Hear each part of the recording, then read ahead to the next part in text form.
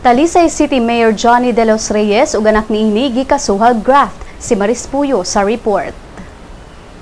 Talisay City Mayor Johnny De Los Reyes ug anak niining si John nagatubang og kasong graft tungod sa gingong overprice nga pagpalit sa 3.5 million pesos nga balor sa rescue vehicle sa miaging tuig.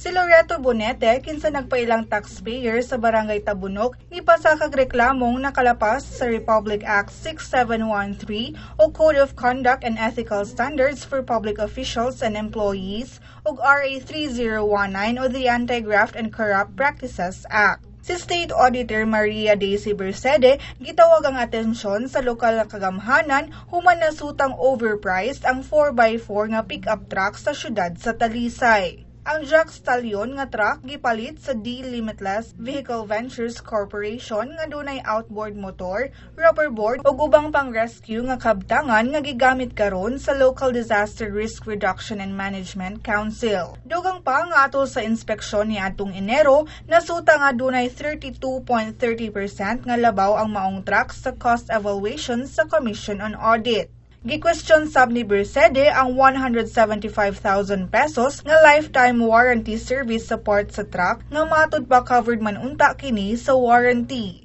Matod ni Bersede nga gamit sa mong kantidad, duna na untay laing mga equipment nga mapalit ang syudad sa Talisay. Ang mayor sa iyang bahin nagdumili sa paghatag og komento. Matod niya, huwaton una niya nga makadawat sa maong reklamo. Maris Puyo, Sunstar Pilipinas.